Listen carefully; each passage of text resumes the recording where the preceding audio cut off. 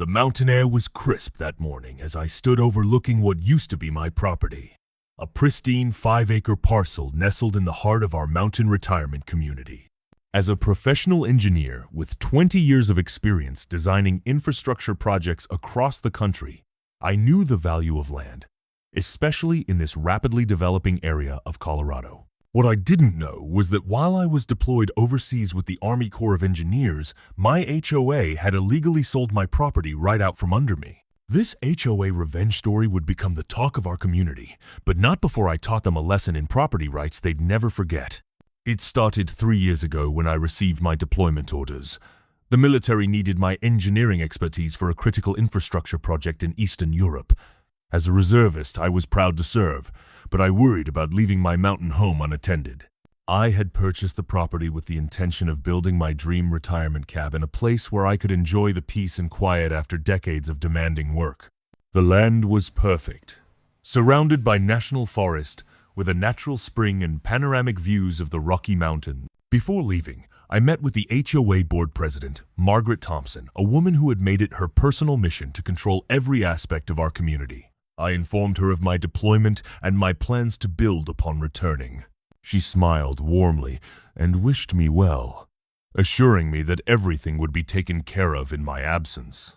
I should have known better than to trust the woman everyone in the neighborhood called HOA Karen behind her back. Fast forward 18 months.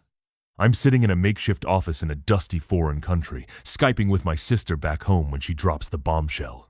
"Mark, there's something I need to tell you," she says, her voice trembling slightly. "I went to check on your property last week, and there's a construction crew there. They've already poured the foundation for a house." I felt my blood run cold. "What are you talking about, Sarah? I didn't authorize any construction." "That's just it," she continued.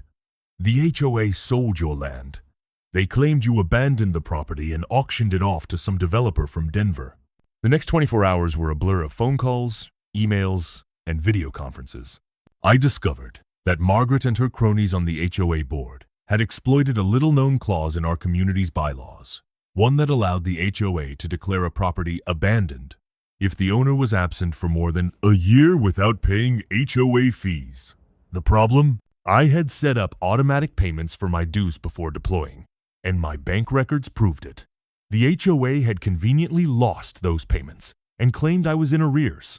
What they didn't count on was my military connections and my engineering background.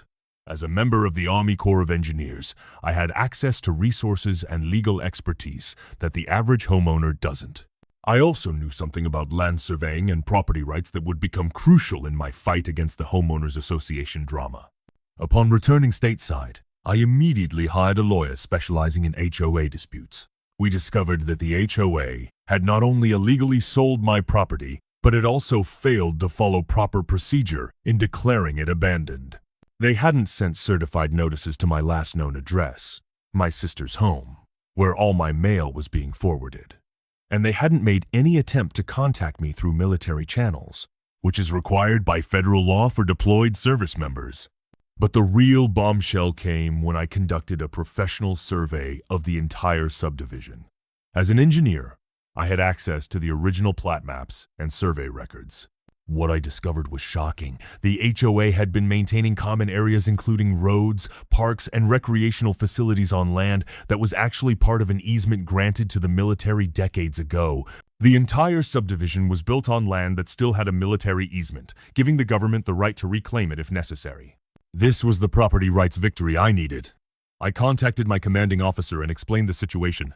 Within weeks, the Army Corps of Engineers launched an investigation.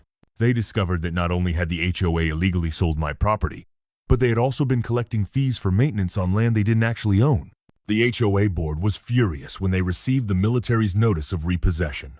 Margaret Thompson personally called me, screaming about how I was destroying the community and ruining people's lives. I calmly reminded her that she was the one who had started this suburban justice battle by illegally selling my property while I was serving our country. What happened next was the stuff of legends in our mountain retirement community. The military sent a team of engineers and legal experts to assess the situation.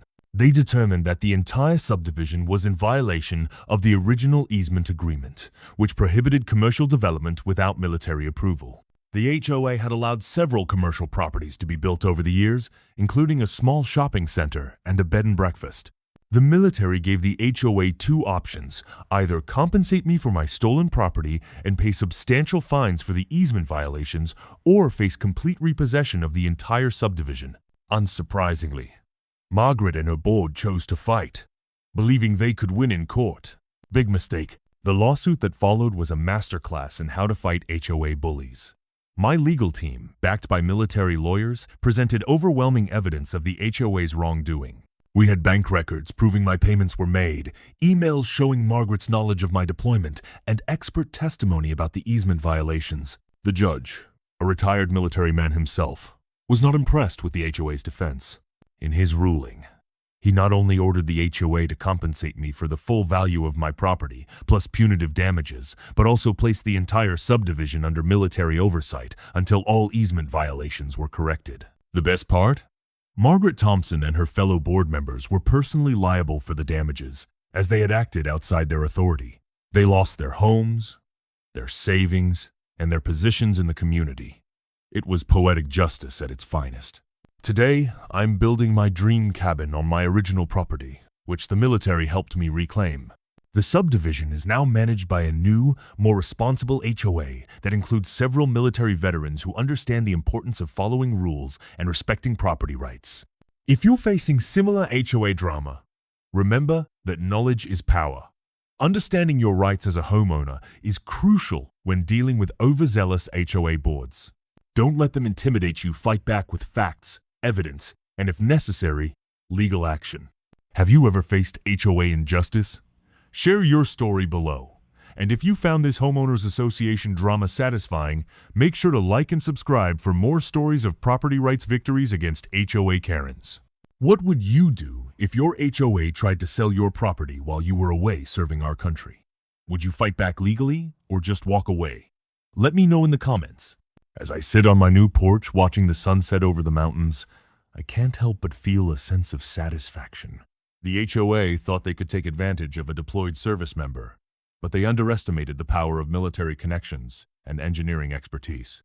This wasn't just about revenge, it was about justice, accountability, and protecting the rights of homeowners everywhere. Remember, when it comes to beating HOA fines and unfair practices, the law is on your side. You just need to know how to use it. And sometimes, as in my case, having the military as your ally doesn't hurt either.